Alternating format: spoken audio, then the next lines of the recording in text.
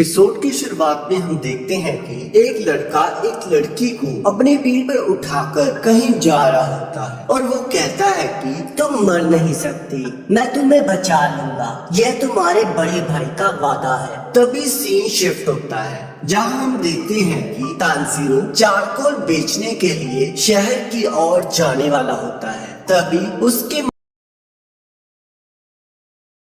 कहती है कि तुम्हें इतनी बर्फ में जाने की जरूरत नहीं है। पर फिर भी तानजीरो कहता है कि न्यू ईयर आने वाला है और मैं चाहता हूँ कि इस न्यू ईयर पर हम पेट भर के खाना खाएं, इसलिए मुझे जाना होगा। पर तभी उसके भाई और बहन उसके साथ जाने की जिद करने लगते हैं, पर बाद में माँ और तानजीरो के समझाने पर वह मान जाते हैं। फिर तानजीरो वहाँ से निकल पड़ता है, बट रास्ते में उसे उसकी बहन नेजुको मिलती है और कहती है कि वो उसके छोटे भाई को सुला रही थी, नहीं तो वो बहुत रुकता। अब तानजीरो शहर की ओर चला जाता है। अब शहर पहुंचकर तानजीरो चारकोल बेचने लगता है, पर तभी हम देखते हैं कि एक लड़का एक औरत से बचते हुए तानजीरो के पास आता है और कहता है, प्लीज तानजीरो, इसे सूंघकर बताना कि इसे किसने तोड़ा है। और तब तानजीरो उसे सूंघकर बताता है कि इससे बिल्ली की गंध आ रही है। तभी वो लड़का उस लेडी को कहता है कि मैंने तो पहले ही कहा था, मैंने प्लेट नहीं तोड़ी। अब हम देखते हैं रात हो जाती है और तानजीरो घर की ओर निकल पड़ता है, पर तभी एक बूढ़ा आदमी तानजीरो को कहता है, इस टाइम तुम्हारा घर जाना सही नहीं है, तुम्हें घर के अंदर आ जाना चाहिए, इससे पहले राक्षस आ जाए। तब तानजीरो घर के अंदर आ जाता है और खाना खाने लगता है और खाते हुए वह उस बूढ़े आदमी से पूछता है कि राक्षस क्या होता है। तब वो बूढ़ा आदमी बताता है कि राक्षस रात को आकर इंसानों को खाते हैं, इसलिए तुम्हारा रात को घूमना ठीक नहीं। तुम सो जाओ और सुबह अपने घर निकल जाना। अब सुबह तानजीरो घर के लिए चल पड़ता है, पर जैसे ही वो अपने घर के पास पहुंचता है तो उसे खून की स्मेल आने लगती है और वो भागते भागते अपने घर के पास पहुंचता है। पर जैसे ही वो वहां पहुंचता है तो वो देखता है कि उसके घर के सभी लोग मारे गए हैं। यह देखकर वो बहुत ज्यादा हैरान हो जाता है और सोचने लगता है कि ये किसने किया। इसी बीच वो देखता है कि उसकी बहन नेजुको अभी जिंदा है और वह उसे अपनी पीठ पर उठाकर हॉस्पिटल की ओर भागने लगता है। भागते भागते तानजीरो काफी थक जाता है और ठंड की वजह से उसका सांस लेना भी मुश्किल हो जाता है। पर तभी अचानक हम देखते हैं कि नेजुको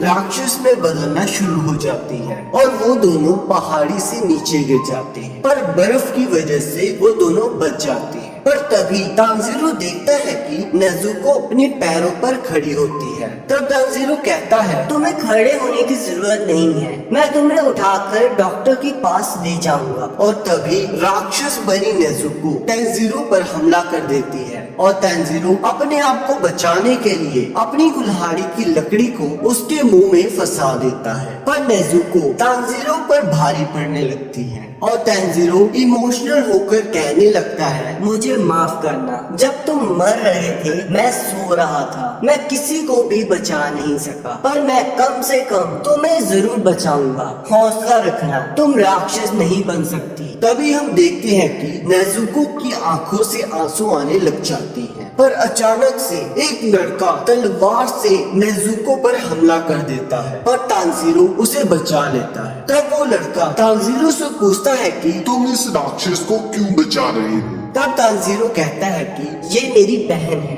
अब वो लड़का नेजुको को पकड़ लेता है और कहता है कि मेरा फर्ज है कि मैं हर राक्षस को ढूंढूं और उसे मारूं। पर तब तानजीरो कहता है कि नेजुको ने किसी को नहीं मारा, यहाँ तक कि मुझे मेरे घर से एक अनजान गंध आ रही थी, मुझे लगता है कि उसी ने मेरी फैमिली को मारा है, मुझे नहीं पता नेजुको राक्षस कैसे बनी। तब वो लड़का बताता है कि इसके जख्म राक्षसों के खून के संपर्क में आए होंगे, इसी वजह से ये राक्षस बन गई है और इसी तरह ये राक्षस अपनी जनसंख्या बढ़ाते हैं। पर तब तानजीरो कहता है कि मेरी बहन ने किसी इंसान को नहीं मारा, प्लीज उसे छोड़ दो। तब वो लड़का कहता है कि तुम क्या मजाक कर रहे हो? अगर मैंने इसे छोड़ा तो ये तुम पर हमला कर देगी। पर तब तानजीरो कहता है कि ये मेरी बहन है, इसे पता है कि मैं इसका बड़ा भाई हूँ। ये मेरे पर हमला नहीं करेगी, मैं इसे ठीक करने का रास्ता ढूंढ लूंगा। तब वो लड़का कहता है कि एक बार कोई इंसान राक्षस बन जाए तो वह वापस इंसान नहीं बन सकता। पर तानजीरो कहता है कि प्लीज इसे छोड़ दो, मैं कोई ना कोई रास्ता जरूर ढूंढ लूंगा।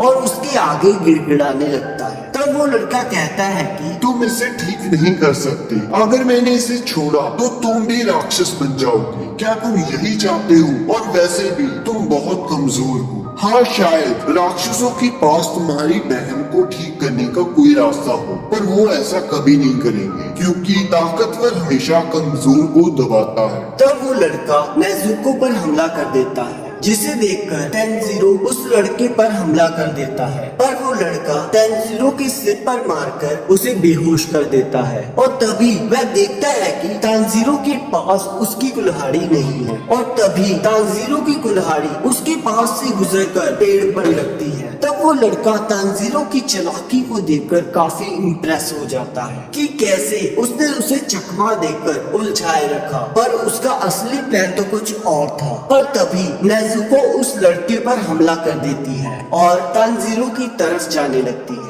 पहले तो उस लड़के को लगता है कि नेजुको तानजीरो पर हमला करने वाली है, पर अचानक वो देखता है कि नेजुको तानजीरो को बचाने लगती है। अब एक तरफ नेजुको उस लड़के पर हमला करने वाली होती है और दूसरी तरफ वो लड़का सोचता है कि ऐसा कैसे हो सकता है? ये बहुत ज्यादा घायल है, इस टाइम इसे भूख भी बहुत लग रही होगी, पर फिर भी ये अपने भाई को खाने की जगह उसे बचा रही है। तब वो लड़का सोचता है कि शायद ये बाकियों से अलग है। तो वो नेजुको को बेहोश कर देता है। और जब तानजीरो उठता है तो वो देखता है कि नेजुको उसके पास लेटी होती है। और वो लड़का कहता है कि तुम उठ गए, जाओ जल्द से जल्द माउंट सागिरी चले जाओ। वहाँ तुम्हें एक बूढ़ा आदमी मिलेगा जिसका नाम साकोंजी उरोकोडाकी होगा। जब वो तुम्हें मिल जाए तो उसे कहना कि तुम्हें गियू टोमियोका ने भेजा है और कहता है कि अभी आसमान में बादल है, अभी तुम्हारी बहन बची रहेगी। पर ध्यान रखना, इसे कभी भी सूरज की रोशनी में मत जाने देना। और यह कहकर वो चले जाता है। और फिर सीन शिफ्ट होता है और हम देखते हैं कि तानजीरो अपने घर वालों को दफनाकर माउंट सागिरी की ओर चल पड़ता है। और इसी के साथ एपिसोड खत्म हो